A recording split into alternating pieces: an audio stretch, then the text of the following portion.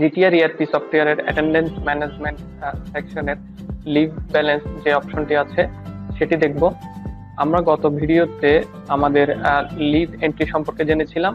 তো আমরা যদি চাই এটির আরো ডিটেলস ভাবে দেখতে, আমরা এইখান থেকে কিছু ক্রাইটেরিয়া ফলো করে আমরা আমাদের যে লিভ ব্যালেন্স গুলো সেগুলো আরো ভালোভাবে দেখতে পারি। আমরা অল এমপ্লয়ি অর্থাৎ সকল employee wise, department wise, section wise এইভাবে বিভিন্নভাবে সর্টিং করে আমরা আমাদের লিভের ব্যালেন্স গুলো দেখতে পারি। আমরা যদি চাই কোনো একটা এমপ্লয়ি এর সিঙ্গেল ডিটেলস দেখতে লিভের, তাহলে এইখান থেকে জাস্ট ওর আইডিটা সিলেক্ট করে রিফ্রেশ লিস্ট বাটনে ক্লিক করলে এর যে লিভের ডিটেলসটা সেটা এখানে শো করবে। আমরা যদি চাই ডিপার্টমেন্ট ওয়াইজ কোনো লিভের ডিটেলস দেখতে, তাহলে এখান থেকে জাস্ট ডিপার্টমেন্টটা সিলেক্ট করে আমরা কোন ডিপার্টমেন্টের আন্ডারে দেখতে যাচ্ছি এই ডিপার্টমেন্টটা সিলেক্ট করে রিফ্রেশ লিস্ট বাটনে ক্লিক করলে আমরা এখানে ওই ডিপার্টমেন্টের সকল ইনফরমেশন পেয়ে যাব।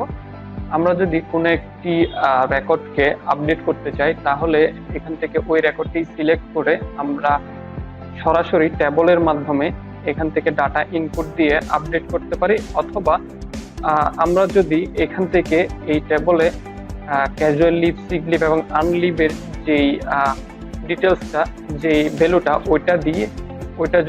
ওইটা দেওয়ার পর আমরা আপডেট বাটনে ক্লিক করলে এটা সম্পূর্ণটা আপডেট হয়ে যাবে।